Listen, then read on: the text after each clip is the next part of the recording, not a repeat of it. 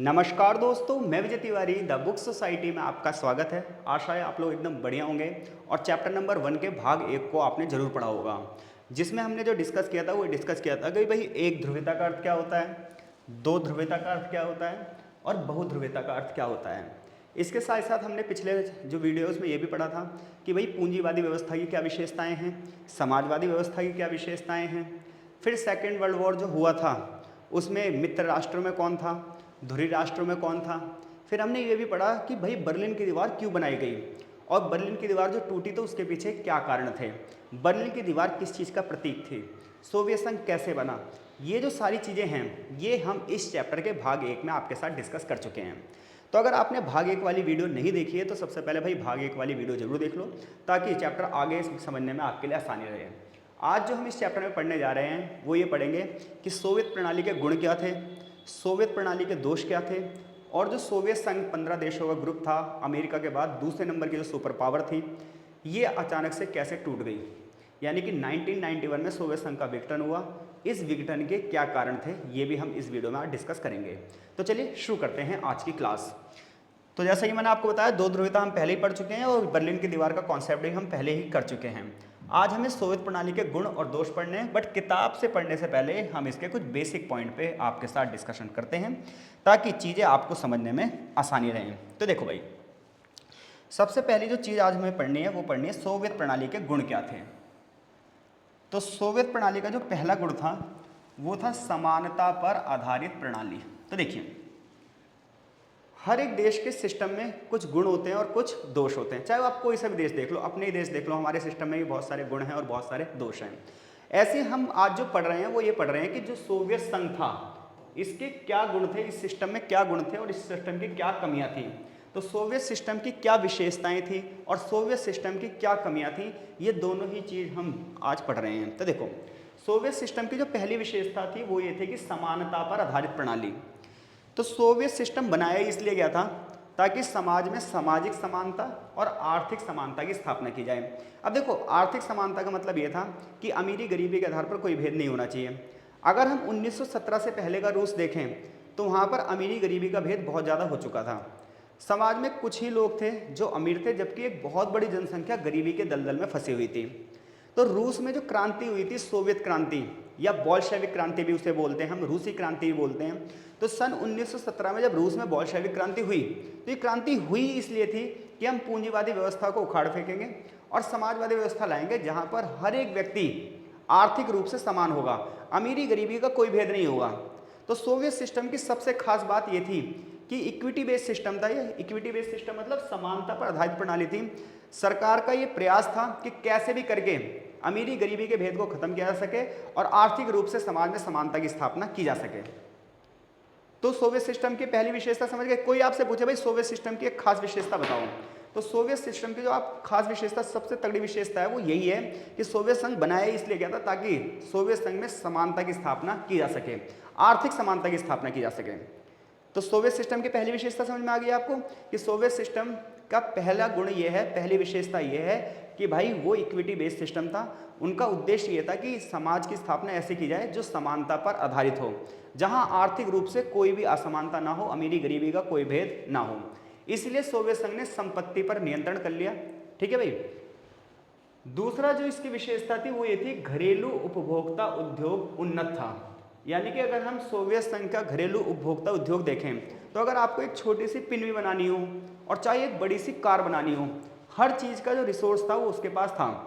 भाई एक बताओ, कोई भी सामान जब आप बनाओगे तो उसके लिए रॉ मटेरियल तो चाहिए ना, कच्चा माल चाहिए। और सोवियत संघ के उपभोक्ता उद्योग में सारे जो रॉ मटेरियल थे वो उसके पास थे लगभग।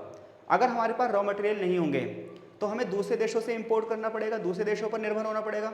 बट अगर मैं सोवियत संघ की बात करूं तो इसका उपभोक्ता उद्योग बहुत उन्नत था। इन्हें चाहे एक छोटी सी पिन बनानी हो, चाहे एक बड़ी सी कार बनानी हो, हर चीज़ के संसाधन इनके पास थे। तो इसलिए ये बाहर से इंपोर्ट बहुत कम करते थे, बल्कि सामान का एक्सपोर्ट बहुत ज़्यादा करते थे। और किसी भी देश में एक खास बात होती है, अगर कोई देश आत्मनिर्भर बनना चाहता है तो उस देश की आत्मनिर्भरता में सबसे बड़ी बात ये होती है कि उसके पास रिसोर्सेज कितने हैं, संसाधन कितने हैं। तो सोवियत प्रणाली की इस बात की बात करें तो सोवियत सिस्टम की बात अगर हम करें तो वहाँ पर संसाधनों की भरमार थी। कोयला हो, प्राकृतिक गैस हो, सब चीज़ की भरमार थी यहाँ पर। ठीक है भाई। तो मैन्युफैक्चरिंग बड़े लेवल पर होती थी, जितने बड़े लेवल पर मैन्युफैक्चरिंग होगी इकोनॉमी उतनी ही मजबूत होगी। अगली खास बात यह थी कि आधारभूत सुविधाओं की पूर्ति थी। तो देखो, जो हमारी बेसिक नीड है वो सरकार पूरी करेगी, जैसे शिक्षा व्यवस्था सरकार करेगी, ये हमने पिछली वीडियो में भी पढ़ा था कि शिक्षा व्यवस्था सरकार करेगी, सबके लिए फ्री शिक्षा होगी। स्वास्थ्य व्यवस्था भी सरकार करेगी, घर के लिए भी व्यवस्था सरकार करेगी। तो जो हमारी बेसिक नीड है, रोटी कपड़ा मकान बच्चों की देखभाल, ये सब सरकार का जिम्मा होगा। तो सोवियत संघ की अगली खास बात थी। अगली बात ये थी कि यहाँ पर ट्रांसपोर्टेशन बहुत अच्छा था और कम्युनिकेशन भी बहुत अच्छा था। तो देखो भाई, कोई भी देश हो चाहे कोई भी ग्रुप हो, कनेक्टिविटी मैटर करती है। अगर ग्रुप में कनेक्टिविटी नहीं होगी तो ग्रुप एक दूसरे से कैसे जुड़ेगा। तो सोवियत संघ 15 देशों का ग्रुप था। यहाँ ट्रांसपोर्टेशन जो सुविधा थी बहुत अच्छी थी, कम्युनिकेशन सुविधा बहुत अच्छी थी। अगर हम उस टाइम के सोवियत संघ की बात करें तो साइंस एंड टेक्नोलॉजी में बहुत आगे था वो। तभी तो 15 के 15 देश जो थे वो एक साथ जुड़े हुए थे। किसी भी देश में कोई घटना अगर घटती तो सारी जगह वो घटना आराम से फैल सकती थी। अगर किसी देश में ट्रांसपोर्टेशन सिस्टम वीक होगा, कम्युनिकेशन सिस्टम वीक होगा, यानी कि संचार प्रणाली कमजोर होगी, यातायात प्रणाली कमजोर होगी, तो वो देश आगे नहीं बढ़ पाएगा। लेकिन अगर मैं सोवियत संघ की बात करूं तो ट्रांसपोर्टेशन सिस्टम भी अच्छा था और कम्युनिकेशन सिस्टम भी बहुत अच्छा था। और सबसे खास बात जो थी सोवियत संघ की वो ये थी कि लोगों को रोजगार पूरा मिला हुआ था, यानी कि हर एक व्यक्ति जो था वहां पर उसे कुछ ना कुछ काम दिया गया था, बेरोजगारी बिल्कुल भी नहीं थी। तो अगर पेपर में आपके क्वेश्चन आता है कि सोवियत प्रणाली के क्या बताओ, गुण बताओ या सोवियत प्रणाली की विशेषता बताओ, तो आप बोलोगे सन 1917 में सोवियत संघ का निर्माण किया गया और इस सिस्टम के जो गुण थे, इस सिस्टम की जो विशेषताएं थी, वो विशेषता ये थी कि ये समानता पर आधारित प्रणाली थी। ऐसे हेडिंग बनाओगे, फ्लो चार्ट भी बना सकते हो। देखो जितना अच्छा लिखोगे उतने बढ़िया नंबर मिलेंगे। आप इसका एक फ्लो चार्ट भी बना सकते हो कि भाई सोवियत प्रणाली के गुण, फिर पहले पॉइंट में समानता पर आधारित प्रणाली, दूसरे में उपभोक्ता उद्योग उन्नत होना, तीसरे, ऐसे करके भी आप फ्लो चार्ट बना सकते हो तो नंबर और अच्छे मिलेंगे। सारा खेल हेडिंग का है कि आप हेडिंग अच्छे से समझें। अब मैं आपको किताब में दिखाने जा रहा हूँ कि भाई सोवियत प्रणाली के गुण कहाँ पर लिखे हैं। तो जब आप किताब पढ़ोगे तो ये जो हेडिंग बनी हुई है सोवियत प्रणाली क्या थी, यहाँ पर आपको बताया गया है कि सोवियत प्रणाली के गुण क्या थे और सोवियत प्रणाली के दोष क्या थे। मैं आपको दिखा देता हूँ एक बार किताब में। तो सबसे पहले वही वाली बात बताई गई है कि समाजवादी जो सोवियत गणराज्य था कब आया, 1917 में, यानी कि सोवियत संघ कब बना, 1917 में।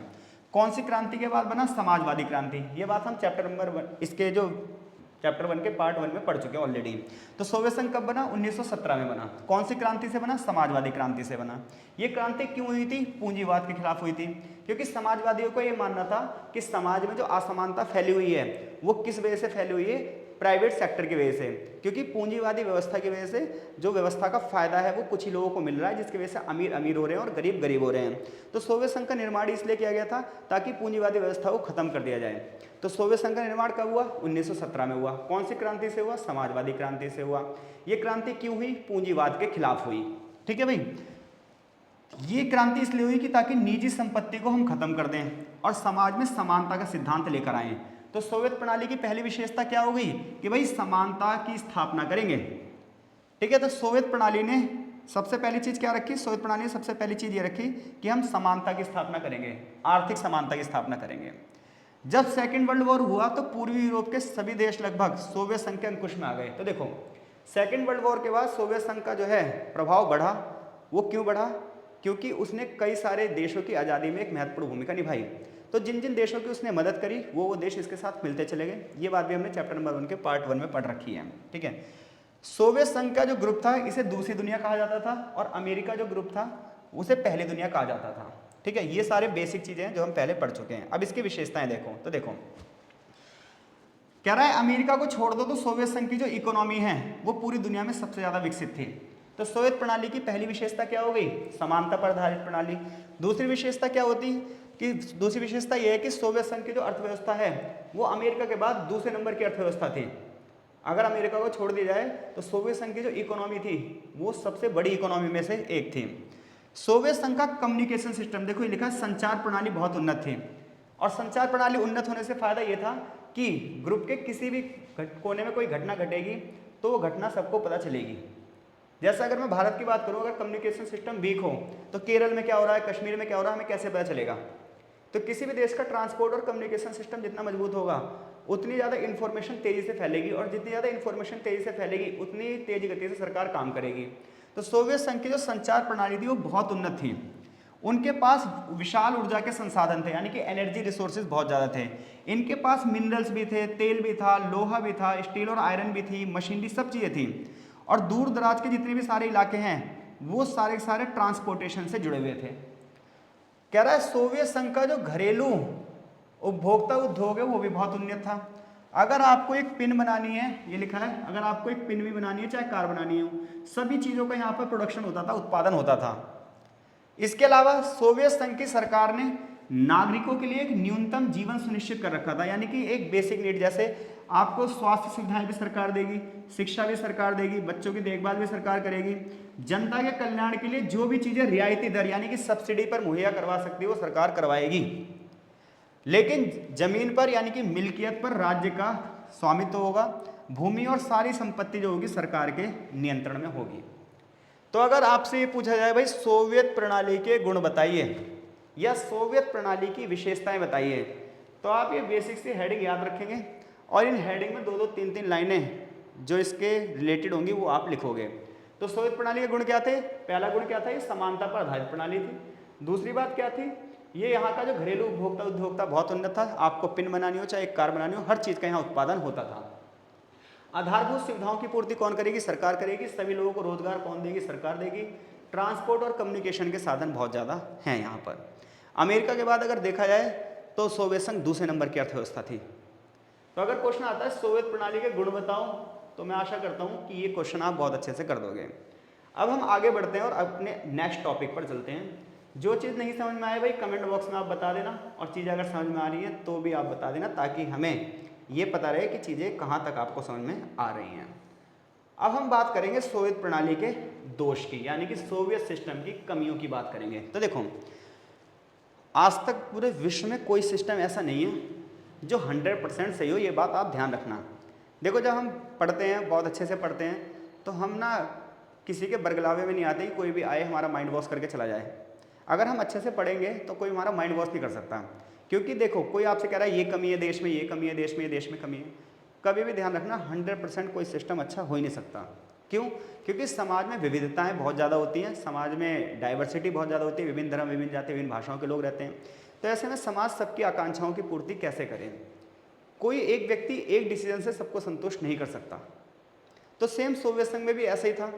सोवियत संघ की अगर मैं बात करूं तो समानता लाने चाहते थे, कितनी बढ़िया बात थी। सबको नौकरी भी दे रहे हैं, कितनी बढ़िया बात थी। अमीरी गरीबी का कोई भेद नहीं होना चाहिए, ये भी कितना अच्छा था। चाहे पिन बनानी हो, चाहे कार बनानी हो, सब चीज़ों के लिए इनके पास रिसोर्सेस हैं। कोयला हो, मशीनरी हो, प्राकृतिक गैस हो, सब चीज़ों के भंडार थे इनके पास। ट्रांसपोर्टेशन सिस्टम भी बहुत अच्छा था, कम्युनिकेशन सिस्टम भी बहुत अच्छा था। लेकिन फिर भी कमियाँ थी। कमियाँ क्या थी वो देखो। पहली कमी ये थी कि सोवियत संघ में लोकतंत्र कमजोर था, यानी कि यहाँ पर सिर्फ एक ही पार्टी थी, कम्युनिस्ट पार्टी। तो सोवियत संघ की बात करें तो डेमोक्रेसी कम थी यहाँ पर, बल्कि ना के बराबर थी, ये मान के चलो। क्योंकि लोकतंत्र का मतलब होता है ज़्यादा से ज़्यादा लोग पार्टिसिपेट करें। जितनी ज़्यादा पार्टियाँ होंगी उतनी ज़्यादा लोग पार्टिसिपेट करेंगे। सोवियत संघ में एक ही पार्टी थी, कम्युनिस्ट पार्टी। हर चीज़ पर दबदबा किसका था? कम्युनिस्ट पार्टी का।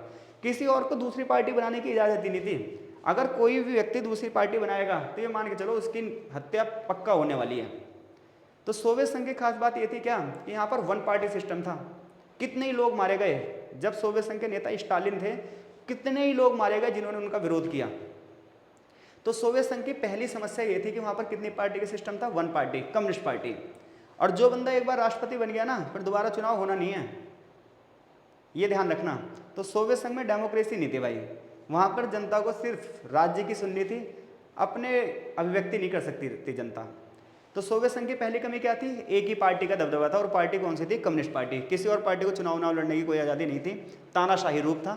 ठीक है, लाखों लोग मारे गए थे सोवियत संघ में।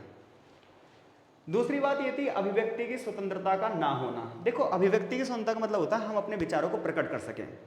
तो हम अपने विचारों को लिखकर प्रकट करते हैं, बोलकर प्रकट करते हैं, चित्रों के माध्यम से प्रकट करते हैं, फिल्मों नाटकों के माध्यम से प्रकट करते हैं। लेकिन सोवियत संघ में अभिव्यक्ति की जो स्वतंत्रता थी वो सिर्फ इतनी थी कि वो सरकार की चापलूसी कर सको। अगर आप तो अगर आप सरकार की चापलूसी कर सकते हो, सरकार कोई भी काम कर रही है, आप कह रहे हो सही है सही है सही है, तब तो आपको बोलने की आज़ादी है। लेकिन आप सरकारी व्यवस्था पर प्रश्न नहीं लगा सकते। सोवियत सिस्टम की ये सबसे बड़ी दिक्कत थी कि जनता अगर सरकार से नाराज भी है ना, तो अपनी नाराजगी जाहिर नहीं कर सकती, सरकार के खिलाफ नहीं बोल सकती, सरकारी सिस्टम की कमियां नहीं बता सकती। तो सोवियत प्रणाली की जो अगली कमी थी वो ये थी कि लोगों को फ्रीडम ऑफ स्पीच नहीं थी, सरकार के खिलाफ बोलने की आज़ादी नहीं थी, क्योंकि सरकार को ही लगता था जो वो करेगी वो 100% सही ही करेगी।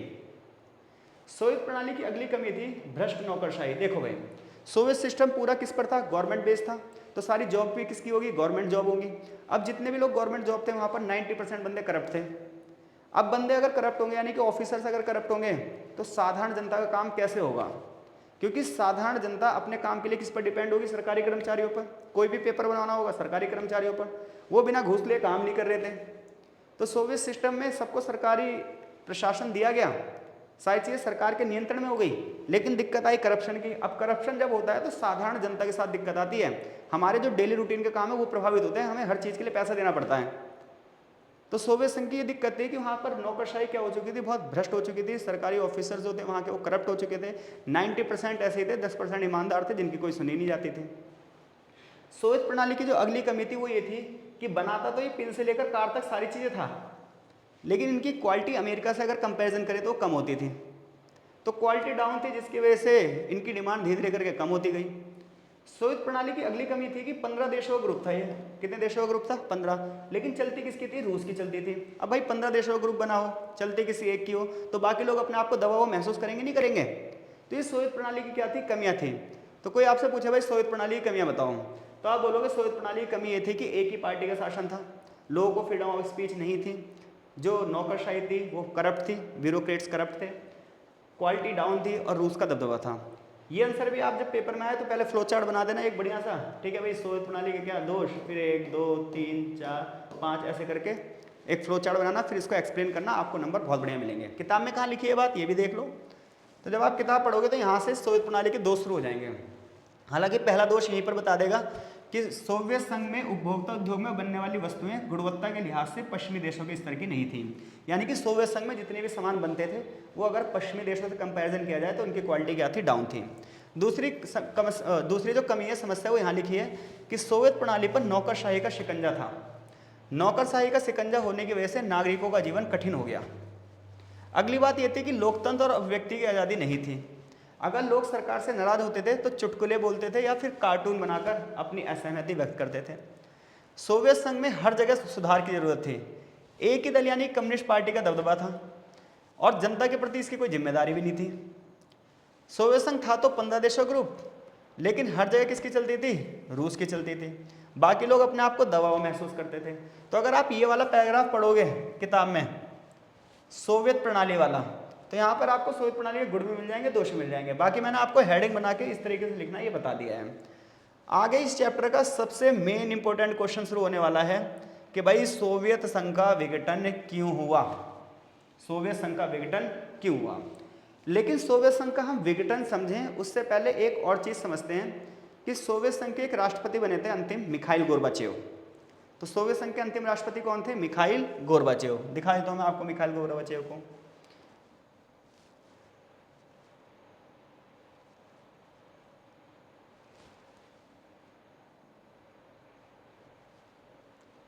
तो देखो भाई, सोवियत संघ के जो अंतिम राष्ट्रपति थे वो कौन बने थे? Mikhail Gorbachev. पहले राष्ट्रपति कौन थे? Vladimir Lenin. अगर मैं मिखाइल गोर्बाचेव की बात करूं तो ये सोवियत संघ के अंतिम राष्ट्रपति थे। तो अगर क्वेश्चन आपसे पूछा जाए सोवियत संघ के अंतिम राष्ट्रपति कौन थे, तो सोवियत संघ के अंतिम राष्ट्रपति थे मिखाइल गोर्बाचेव। अब हमारा क्वेश्चन ये है कि जब मिखाइल गोर्बाचेव सोवियत संघ के राष्ट्रपति बने तो उस समय सोवियत संघ किस दौर से गुजर रहा था? यानी कि 1985 में सोवियत संघ के राष्ट्रपति कौन बने? मिखाइल गोर्बाचेव बने। तो 1985 में सोवियत संघ किस दौर से गुजर रहा था? ठीक है, आखिर क्या समस्याएं थी जिसकी वजह से मिखाइल गोर्बाचेव को सुधार करने पड़े? तो पहले हम ये समझ लेते हैं, फिर हम पढ़ेंगे सोवियत संघ का विघटन क्यों हुआ। क्योंकि अगर हमने ये चीज़ समझ ली तो आगे समझने में हमें बहुत ज़्यादा आसानी होगी। कई बार 6 नंबर में क्वेश्चन भी आता है। देखो ये रहा मिखाइल गोर्बाचेव, ये मिखाइल गोर्बाचेव की पिक्चर है, ठीक है, फोटो है उनकी। जन्म इनका 1931 में हुआ था। सोवियत संघ के ये अंतिम राष्ट्रपति थे। 1985 में राष्ट्रपति बने थे और 1991 में सोवियत संघ का विघटन हो गया था, तो ये राष्ट्रपति पद से भी चले गए थे। इन्होंने सोवियत संघ में सुधार के लिए 2 पॉलिसी चलाई। एक पॉलिसी का नाम था पेरेस्ट्रोइका और दूसरी पॉलिसी का नाम था ग्लासनोस्त।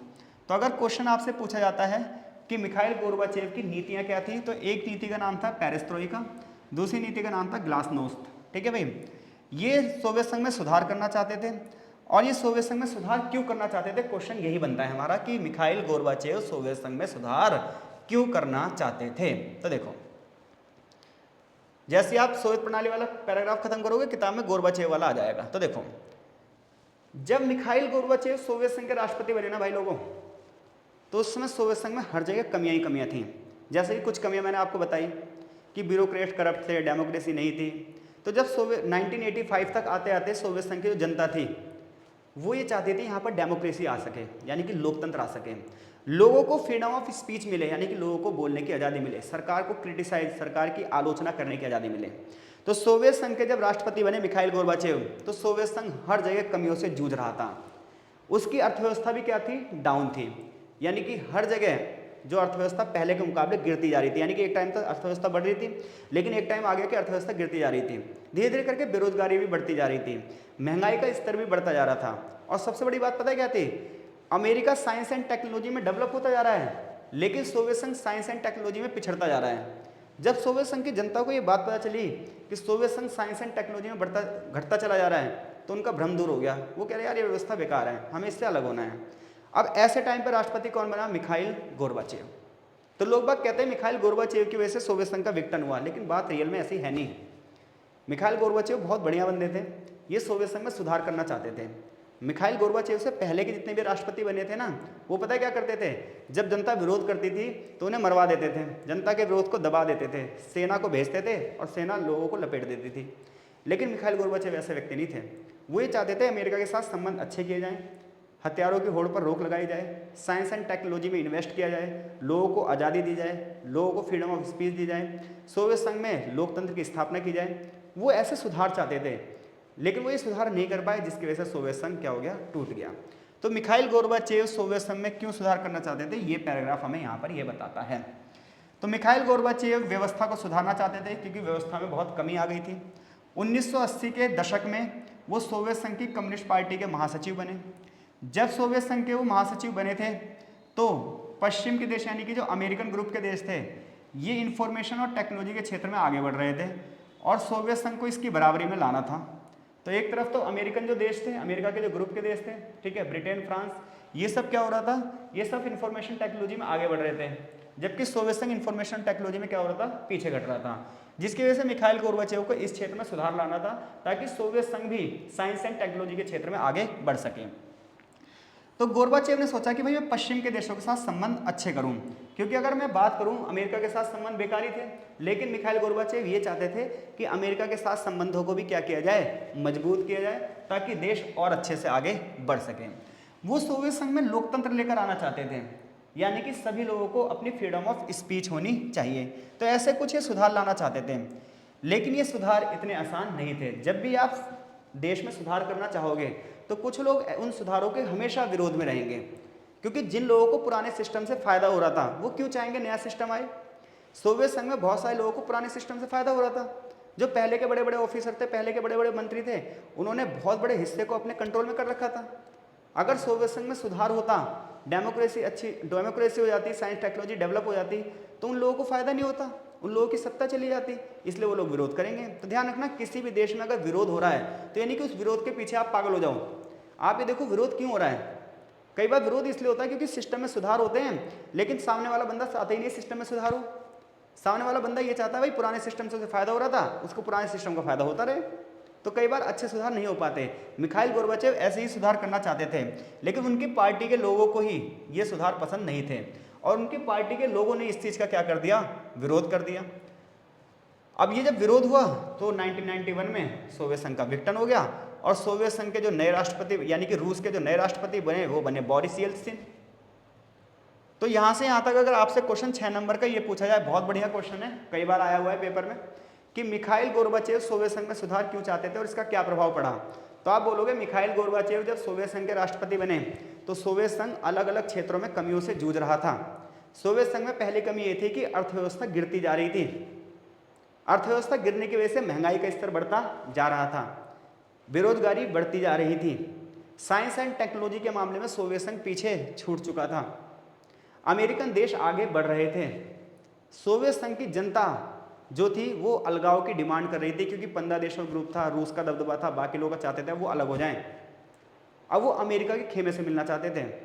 तो ऐसे में जब मिखाइल गोर्बाचेव राष्ट्रपति बने तो वो इन समस्याओं का सुधार करना चाहते थे, लेकिन वो इन सुधारों में फेल हो गए, क्योंकि सुधार जितनी स्पीड से होने चाहिए थे उतनी स्पीड से सुधार नहीं हुए। और सुधार जब इतनी स्पीड से नहीं हुए तो उनकी पार्टी के लोगों को भी ये सुधार पसंद नहीं आ रहे थे, क्योंकि उन लोगों को लग रहा था उनकी पावर जा रही है, उन लोगों की हैसियत जा रही है, उन लोगों की सत्ता जा रही है। तो उन लोगों ने सोवियत संघ में मिखाइल गोर्बाचेव का विरोध करना शुरू कर दिया। परिणाम ये हुआ कि सब कुछ मिखाइल गोर्बाचेव के खिलाफ हो गया और 1991 में सोवियत संघ में तख्ता पलट हुआ। बोरिस येल्त्सिन रूस के नए राष्ट्रपति बने और सोवियत संघ के विघटन के बाद रूस के पहले राष्ट्रपति बने। कौन? Boris Yeltsin. लेकिन अगर आप हिस्ट्री पढ़ोगे तो आपको पता चलेगा ये बोरिस येल्त्सिन मिखाइल गोर्बाचेव के दोस्त ही थे, और मिखाइल गोर्बाचेव के कहने से ही बोरिस येल्त्सिन को कम्युनिस्ट पार्टी का सचिव बनाया गया था, और आगे चलकर वही मिखाइल गोर्बाचेव के खिलाफ हो गए। तो होता है ऐसा, ठीक है। आगे हम इस चैप्टर में पढ़ने जा रहे हैं सोवियत संघ का विघटन क्यों हुआ। सोवियत संघ का विघटन क्यों हुआ? तो देखो भाई, very very very important question है ये, पेपर में आता ही आता है, चाहे मिड टर्म में आए, चाहे प्री बोर्ड में आए, चाहे बोर्ड में आए, ये क्वेश्चन आपको मिलेगा ही मिलेगा। क्वेश्चन ये है कि भाई सोवियत संघ का विघटन क्यों हुआ। तो सबसे पहले कुछ हम इसके बेसिक पॉइंट समझेंगे, फिर किताब में देखते हैं कि भाई किताब हमें क्या क्या पॉइंट बता रही है। तो देखो, ये जो हेडिंग्स हैं ये आप अपने पेपर में यूज़ ज़रूर करना। अगर आप पैराग्राफ में आंसर लिख रहे हो तो आपको नंबर बहुत कम मिलेंगे, ध्यान रखना भाई। तो क्वेश्चन अब हमारा ये है कि सोवियत संघ का विघटन क्यों हुआ, इसके क्या कारण थे। तो सोवियत संघ जो कि 15 देशों का एक क्या था, ग्रुप था, कब बना? 1917 में, और टूटा कब? 1991 में। तो ये सिस्टम क्यों धराशायी हो गया, ये सिस्टम क्यों फेल हो गया, ये हमें समझना है। तो देखो, सोवियत सिस्टम के फेल होने का सबसे पहला कारण था इसकी इकोनॉमी क्या हो रही थी, डाउन हो रही थी। तो अगर हम 1917 से लेकर 1960 तक की अगर बात करें तो सोवियत संघ की अर्थव्यवस्था बहुत तेज गति से बढ़ रही थी, हर किसी को इसका फायदा भी मिल रहा था। लेकिन अगर मैं 1960 के बाद का टाइम पीरियड देखूं, खासतौर पर 1970 के बाद का टाइम पीरियड देखूं, तो सोवियत संघ की इकोनॉमी बहुत तेज गति से डाउन हो रही थी। आखिर सोवियत संघ की अर्थव्यवस्था क्यों गिर रही थी, महंगाई क्यों बढ़ रही थी? उसका कारण था सोवियत संघ हथियारों की होड़ में शामिल हो गया था। तो देखो, सेकेंड वर्ल्ड वॉर के बाद 1939 से लेकर 1945 तक सेकेंड वर्ल्ड वॉर हुआ। सेकेंड वर्ल्ड वॉर के बाद दुनिया दो ग्रुप में बढ़ गई, एक तरफ कौन था? अमेरिका, और दूसरी तरफ कौन था? यूएसएसआर, यानी कि सोवियत संघ। सोवियत संघ चाहता था कि वो अमेरिका से आगे निकल जाए सैनिक शक्ति में। इधर अमेरिका ने परमाणु बम भी बना लिए थे, आपको पता है, सेकेंड वर्ल्ड वॉर में। तो सोवियत संघ और अमेरिका के बीच में एक हथियारों की होड़ लग गई कि कौन सबसे ज़्यादा पावरफुल होगा सेना शक्ति में। तो सोवियत संघ पहले जो पैसा जनता के कल्याण में खर्च करता था, शिक्षा व्यवस्था पे खर्च करता था, स्वास्थ्य पे खर्च करता था, अब वो पैसा उसने किस पे खर्च करना शुरू कर दिया? हथियारों पर। तो जब हथियारों पर एक बहुत बड़ा अमाउंट खर्च होगा तो आप कहीं पे कटौती भी तो करोगे। सेना का बजट अगर बढ़ाओगे तो हेल्थ और एजुकेशन के सेक्टर में भी तो कमी करोगे, और चीज़ें दोनों जरूरी हैं। सोवियत संघ ना हथियारों की होड़ में शामिल हो गया, जिसकी वजह से उसका एक बहुत बड़ा अमाउंट जो था, अर्थव्यवस्था का एक बहुत बड़ा जो पैसा था, वो किस पर लगने लगा? हथियारों पर। जिसकी वजह से उसकी इकोनॉमी क्या होने लगी? डाउन होने लगी, अर्थव्यवस्था बिल्कुल नीचे गिरने लगी, ठीक है, महंगाई का स्तर बढ़ने लगा। सोवियत संघ के विघटन का जो तीसरा कारण था वो था असंतोष की भावना। देखो, कोई भी सिस्टम कितना ही गलत क्यों ना हो, वो जब तक चल सकता है जब तक जनता का उस पर ट्रस्ट हो। अगर जनता असंतुष्ट हो गई ना भाई, तो सिस्टम कितना भी अच्छा हो वो काम नहीं कर सकता। तो सोवियत संघ की बात करूँ तो यहाँ की जनता क्या हो चुकी थी? असंतुष्ट। उन्हें लग रहा था कि सोवियत संघ उन्हें पागल बना रहा है, अमेरिकन देश आगे बढ़ते जा रहे हैं और सोवियत जो इकोनॉमी है वो आगे नहीं बढ़ रही। लोगों को लगने लगा कि भाई सोवियत संघ के साथ हमारा विकास नहीं होगा, हमें सिस्टम में चेंज लाना पड़ेगा, क्योंकि लगभग 70 साल हो चुके थे सिस्टम को, फिर भी सिस्टम आगे नहीं बढ़ रहा था। तो सोवियत संघ के लोगों ने क्या कर दी? विरोध की भावना हो गई, असंतुष्ट हो गए, उन्होंने हर जगह विरोध करना शुरू कर दिया। सरकार कितना ही विरोध दबा पाती। तो सोवियत संघ में जनता क्या हो चुकी थी? असंतुष्ट हो चुकी थी। जनता को लग रहा था भाई सोवियत संघ के साथ रह के उनका विकास नहीं हो सकता, ऐसे में सिस्टम में क्या होना चाहिए? चेंज होना चाहिए, क्रांति होनी चाहिए और एक नया सिस्टम लेकर आना चाहिए। तो सोवियत संघ के विघटन का जो कारण था, पहला कारण समझ में आ गया आपको, इकोनॉमी क्या हो रही थी? डाउन हो रही थी। दूसरा कारण क्या था? सोवियत संघ हथियारों की होड़ में शामिल हो गया था, जिसकी वजह से हर तरफ दिक्कतें हो रही थी, असंतोष की भावना हो रही थी जनता में। अगली बात क्या है? देखो, पश्चिमी देशों में सूचना की क्रांति हो रही थी और प्रौद्योगिकी में क्रांति हो रही थी, यानी कि पश्चिम के देश इंफॉर्मेशन टेक्नोलॉजी में आगे बढ़ते जा रहे थे और सोवियत संघ के देश जो थे वो इंफॉर्मेशन टेक्नोलॉजी में पीछे घटते जा रहे थे। जबकि सोवियत संघ की जनता से ये बताया गया था कि भाई तुम ना अमेरिका से आगे हो, हर चीज़ में तुम अमेरिका से आगे हो। जब लोगों को ये पता चला यार हम तो हर चीज़ में अमेरिका से पीछे हैं, तो उन्हें लगा ये नेता हमसे झूठ बोल रहे हैं, तो सोवियत संघ की इस वजह से भी विघटन हुआ। सबसे खतरनाक चीज़ थी जो सोवियत संघ के विघटन के कारण क्या बनी, वो बनी राष्ट्रवाद की भावना। सोवियत संघ 15 देशों का ग्रुप था, बाकी जो अलग देश थे, रूस से 14 जो देश अलग थे, उनके अंदर देशभक्ति की भावना आने लगी। वहाँ की जनता ये कहने लगी कि भाई हमें अपनी अलग पहचान चाहिए, हम अपने डिसीजन खुद लेंगे, हम क्यों रूस के कहने में चले। तो रूस 15 देशों का ग्रुप था, ठीक है, सोवियत संघ 15 देशों का ग्रुप था, लेकिन चल किसकी रही थी, रूस की चल रही थी। बाकी देश अपने आप को दबा हुआ महसूस कर रहे थे। वहाँ की जनता राष्ट्रवाद की भावना यानी कि देशभक्ति की भावना की डिमांड कर रही थी। देशभक्ति की भावना सबसे खतरनाक भावनाएं होती हैं। और फाइनली सोवियत संघ का विघटन हो गया, क्योंकि वो लोग उसके साथ रहना ही नहीं चाहते थे। और कोई ग्रुप जब तक ही चल सकता है जब तक उसके पार्टनर उसके साथ सपोर्ट करें, और अब यहाँ के देश जो है वो अलग होना चाहते थे। और मिखाइल गोर्बाचेव की बात मैंने आपको समझाई थी, ठीक है। इसके अलावा एक पॉइंट और आता है, 1979 में सोवियत संघ ने अफगानिस्तान में हस्तक्षेप किया। तो देखो सोवियत संघ की इकोनॉमी खुद क्या थी, डाउन थी, और ऐसे में वो दूसरे देश में क्या कर रहा था, हस्तक्षेप कर रहा था। तो 1979 में अंतर्राष्ट्रीय परिस्थितियां इस तरीके से बनी कि सोवियत संघ को अपनी सेना अफगानिस्तान में भेजनी पड़ी। ऐसा क्यों है, इसके लिए मैं एक अलग से वीडियो बनाऊंगा, वहाँ पे आपको बहुत अच्छे से समझाऊंगा। तो अफगानिस्तान में सोवियत संघ को अपनी सेना भेजनी पड़ी ताकि वो अफगानिस्तान की राजनीति को अपने नियंत्रण में रख सके। इधर अमेरिका जो था वो पाकिस्तान के जरिए अफगानिस्तान में कंट्रोल करना चाहता था। ऐसे में जब अफगानिस्तान में सोवियत संघ की सेना गई तो उसमें बहुत सारे सैनिक भी मारे गए, और करोड़ों डॉलर रुपए का जो खर्चा हुआ सोवियत संघ का, उसकी वजह से उसकी अर्थव्यवस्था पर और भी बोझ बढ़ गया। देखो भाई, हमारे देश में अंदर खुद ही कमियां चल रही हैं, और हम दूसरे देश में और इंटरफेयर करें तो इससे अर्थव्यवस्था और डाउन होगी। तो सोवियत संघ ने 1979 में अफगानिस्तान में हस्तक्षेप किया, ठीक है, अपनी सेना को वहाँ पर भेजा।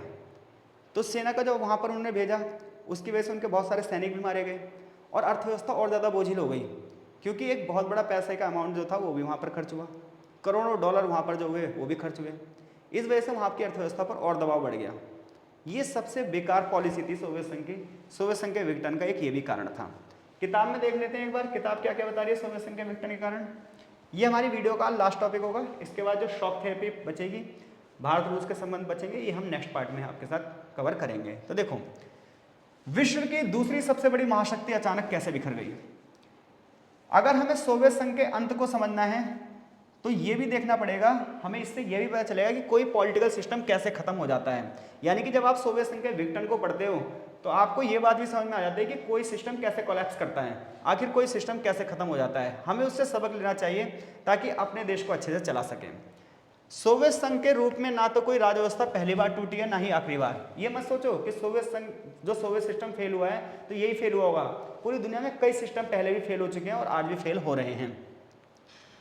तो देखो भाई, इसमें कोई संदेह नहीं कि सोवियत संघ हर जगह कमजोरी को झेल रहा था, जिसकी वजह से जनता की आकांक्षाएं पूरी नहीं हो रही थी। देखो भाई, अंतर्राष्ट्रीय परिस्थितियां कैसी भी हो, जनता को अपनी आकांक्षाओं से मतलब होता है। जनता को अगर सारी सुविधाएं मिल रही हैं तो सब कुछ सही है, जनता को अगर सारी सुविधाएं नहीं मिल रही है तो उसके बाद चाहे परिस्थितियां कैसी भी हो, सरकार की परिस्थिति कोई नहीं समझता। तो सेम यहाँ पर भी हुआ। सोवियत संघ की राजनीतिक व्यवस्था, आर्थिक व्यवस्था बिल्कुल कमजोर हो चुकी थी, लोगों की आशाएं पूरी नहीं हो रही थी। ये सोवियत संघ के पतन का सबसे बड़ा कारण था। कई सालों तक सोवियत संघ की जो अर्थव्यवस्था वो गतिरोध थी, यानी कि अर्थव्यवस्था आगे नहीं बढ़ रही थी, अर्थव्यवस्था बिल्कुल क्या हो चुकी थी, रुक चुकी थी, जिसकी वजह से उपभोक्ता वस्तुओं की कमी हो गई थी। सोवियत संघ का आबादी का एक बड़ा हिस्सा पॉलिटिकल सिस्टम को शक की नज़रों से देखता था और खुलेआम सवाल करने शुरू कर दिए थे। तो अगर हम सोवियत सिस्टम की कमियां पढ़ें तो सोवियत सिस्टम की कमियों में ये था कि भाई वहाँ की राजनीतिक आर्थिक संस्थाएं हर जगह सुधार की जरूरत थी, जो बात हमने पहले भी कर ली। ब्यूरोक्रेट्स करप्ट हो चुके थे, ठीक है। उपभोक्ता उद्योग पहले तो बहुत अच्छे चल रहे थे, लेकिन उनकी क्वालिटी क्या थी, डाउन थी। आगे चलकर हथियारों की होड़ में जब सोवियत संघ शामिल हो गया तो वहाँ पर वस्तुओं की कमी हो गई। इस सबसे जो जनता थी वो शक के नजरिए से देखने लगी सरकार को कि यार सरकार हमारी आशाओं को पूरी कर पाएगी या नहीं कर पाएगी। सोवियत संघ की अर्थव्यवस्था कैसे कमजोर हो गई, उसका कारण था कि सोवियत संघ अपने संसाधनों का सबसे ज्यादा हिस्सा परमाणु हथियारों पर खर्च करने लगा। वो अपनी सेना को मजबूत करने में सबसे ज्यादा पैसा खर्च करने लगा। इसके अलावा छोटे छोटे देशों पर पैसा खर्च करने लगा ताकि वो छोटे छोटे देश सोवियत संघ को सपोर्ट करें, सोवियत संघ का पिछलग्गू बन जाएं। तो अगर आपको छोटे छोटे देशों को अपना पिछलग्गू बनाना है तो उनके पीछे पैसा भी खर्च करना पड़ेगा, और सोवियत संघ भी यही कर रहा था। वो छोटे छोटे देशों के पिछलग्गू बनाना चाहता था ताकि वो अमेरिका के सपोर्ट में ना आ जाए। तो अमेरिका के प्रभाव को कम करने के लिए सोवियत संघ छोटे छोटे देशों में पैसा खर्च कर रहा था। और अगर ये पैसा खर्च हो रहा है तो अर्थव्यवस्था पर दबाव आएगा या नहीं आएगा। तो एक तरफ तो सोवियत संघ क्या कर रहा है, परमाणु हथियार बना रहा है, सेना को मजबूत कर रहा है, और दूसरी तरफ क्या कर रहा है, छोटे छोटे देशों को अपने कंट्रोल में लाने के लिए क्या कर रहा है, उन्हें पैसा भी दे रहा है, इंफ्रास्ट्रक्चर को डेवलप कर रहा है, इससे उसके देश की इकोनॉमी पर क्या आ रहा है, दबाव बढ़ रहा है। पश्चिमी देश आगे बढ़ रहे हैं, सोवियत संघ के आम नागरिकों को जब इसकी जानकारी मिली कि भाई पश्चिमी देश आगे बढ़ रहे हैं, तो उन्होंने कहा यार ये तो दिक्कत है, हमें तो ये बताया जाता था कि सोवियत व्यवस्था अच्छी है, लेकिन सच्चाई ये थी कि सोवियत संघ क्या हो चुका था, पिछड़ चुका था। तो कोई आपको इस धोखे में रखे कि आप सबसे आगे हो और आपको पता चले आप सबसे पीछे हो, तो आप विरोध करोगे नहीं करोगे, बिल्कुल करोगे। सेम सोवियत संघ में यही हुआ। सरकार तो ये कह रही थी आपकी अर्थव्यवस्था दुनिया में सबसे अच्छी है और हर जगह ये पिछड़ रही है। सोवियत संघ में कम्युनिस्ट पार्टी 70 सालों तक शासन कर रही थी, लेकिन जनता के प्रति जवाबदेह नहीं थी। प्रशासन में भ्रष्टाचार हो चुका था, गलतियां सुधर नहीं रही थी, शासन खुलापन चाहता था लेकिन ऐसा हो नहीं रहा था, पार्टी अलग थलग पड़ चुकी थी, हर तरफ पार्टी का विरोध हो रहा था। क्योंकि लोगों ने कम्युनिस्ट पार्टी को इसलिए सपोर्ट करा कि भाई आर्थिक समानता आएगी, इंफ्रास्ट्रक्चर डेवलप होगा, देश आगे बढ़ेगा, साइंस टेक्नोलॉजी में देश आगे बढ़ेगा, सैनिक व्यवस्था मजबूत होगी। लेकिन हर जगह करप्शन था, जिसकी वजह से सोवियत संघ की व्यवस्था क्या हो चुकी थी, रुक चुकी थी। मिखाइल गोर्बाचेव सुधार चाहते थे लेकिन सुधार हुए नहीं, ये बात हम पहले डिस्कस कर चुके हैं, और सोवियत संघ फाइनली टूट गया। तो 25 दिसंबर 1991 को सोवियत संघ का विघटन हो गया। रूस, यूक्रेन और बेलारूस ने इस विघटन की घोषणा करी। तो अगर क्वेश्चन आता है सोवियत संघ के विघटन की घोषणा किसने करी, रूस, यूक्रेन और बेलारूस। अच्छा, एक चीज और है, सबको ये लगता था कि सोवियत संघ में जो अमीर देश हैं ये सबसे पहले विरोध करेंगे, क्योंकि अमीर देशों को ये लगता था सोवियत संघ के कि उनका पैसा गरीब देशों पर खर्च किया जा रहा है। लेकिन सबसे पहले पता है विरोध किसने करा, गरीब देशों ने, क्योंकि उन्हें लग रहा था कि सोवियत संघ उन्हें कंट्रोल करना चाहता है। ऐसी कुछ बातें यहाँ पर लिखी हुई हैं। जनता की आकांक्षाएं उठ चुकी थी और इस पर काबू पाना आसान नहीं था।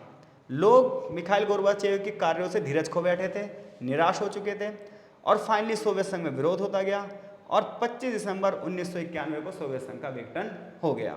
एस्टोनिया, लताविया, लिथुआनिया जैसे जो देश थे, यूक्रेन, जॉर्जिया जैसे देश थे, हर जगह राष्ट्रवाद की भावना उभर रही थी, देशभक्ति की भावना उभर रही थी, लोग संप्रभुता की बात कर रहे थे, और फाइनली ये ग्रुप टूट गया। तो कोई ग्रुप बनता ही है टूटने के लिए, कितने सालों में टूटेगा मैटर ये करता है। तो मैं मान के चल रहा हूँ अगर क्वेश्चन आया सोवियत संघ का विघटन क्यों हुआ, आप इस क्वेश्चन का आंसर डेफिनेटली दे दोगे। सोवियत संघ के विघटन के परिणाम क्या रहे, तो सोवियत संघ के विघटन का परिणाम ये था कि अमेरिका और रूस के बीच में जो संघर्ष चल रहा था, हथियारों की होड़ चल रही थी, वो टूट गई। तो सोवियत संघ के विघटन का पहला परिणाम क्या रहा, सोवियत संघ के विघटन का पहला परिणाम ये रहा कि शीत युद्ध अंत हो गया। जो अमेरिका और सोवियत संघ के बीच में हथियारों की होड़ चल रही थी वो खत्म हो गई। दूसरी बात ये रही कि अमेरिका का दबदबा बन गया, पूरी दुनिया में पूंजीवादी विचारधारा का दबदबा बन गया कि साम्यवादी विचारधारा से अच्छी है कौन सी विचारधारा, पूंजीवादी। और जब सोवियत संघ का विघटन हुआ तो नए नए देशों का क्या हुआ, उदय हुआ। तो अगर क्वेश्चन आपसे ये पूछा जाए सोवियत संघ के विघटन का परिणाम क्या हुआ, तो सोवियत संघ के विघटन का परिणाम ये हुआ, कॉन्सिक्वेंसेस ये रहे कि दो ध्रुवीयता खत्म हो गई, विश्व एक ध्रुवीय बन गया, अमेरिका का दबदबा हो गया, पूंजीवादी व्यवस्था सर्वोच्च हो गई। ठीक है, सोवियत संघ के जो देश थे 15 अलग अलग हो गए, नए नए देशों का उदय हुआ, बर्लिन की दीवार गिर गई, जर्मनी एक हो गया। ये सब क्या है, सोवियत संघ के विघटन के परिणाम है, जिसके ऊपर इनकी हेडिंग वगैरह की बात हम इस वीडियो के पार्ट 3 में करेंगे। ठीक है, इसके अलावा इस चैप्टर में हम शॉक थेरेपी पढ़ेंगे नेक्स्ट पार्ट में। शॉक थेरेपी के बाद हम पढ़ेंगे शॉक थेरेपी के परिणाम क्या हुए। फिर इसके बाद हम ये पढ़ेंगे कि सोवियत संघ के गणराज्यों में क्या संघर्ष थे, क्या तनाव थे, और लास्ट में जो रूस है और भारत है उसके संबंधों को भी यहाँ पर हम पढ़ेंगे। तो इस चैप्टर का अब ये जितना भी कॉन्सेप्ट बचा है, जितने भी टॉपिक बचे हैं, ये इसके हम नेक्स्ट पार्ट में डिस्कस करेंगे। इससे पहले पार्ट 1 में हमने, फिर से बता दूं, एक ध्रुवीयता, दो ध्रुवीयता, बहुध्रुवीयता को पढ़ा था, बर्लिन की दीवार क्यों टूटी थी, पूंजीवादी व्यवस्था क्या होती है, समाजवादी व्यवस्था क्या होती है। ठीक है, इसके साथ साथ सेकंड वर्ल्ड वॉर के कुछ फैक्ट पढ़े थे हमने, सोवियत संघ क्यों बना, ये सारी चीज़ें हमने पार्ट 1 में पढ़ी थी। आज हमने पढ़ा सोवियत प्रणाली के गुण क्या थे, सोवियत प्रणाली के दोष क्या थे, सोवियत संघ का विघटन क्यों हुआ, मिखाइल गोर्बाचेव की पॉलिसीज क्या थी। आशा करता हूँ ये सारी चीज़ें आपको अच्छे से समझ में आ रही होंगी। जहाँ पर भी आपको डाउट लगे कमेंट बॉक्स में कमेंट कर देना, या फिर आप हमारे टेलीग्राम ग्रुप में भी जुड़ सकते हो, जिसका लिंक हमने डिस्क्रिप्शन बॉक्स में दिया है। तो मिलते हैं आपसे नेक्स्ट पार्ट में, तब तक के लिए बहुत बहुत धन्यवाद।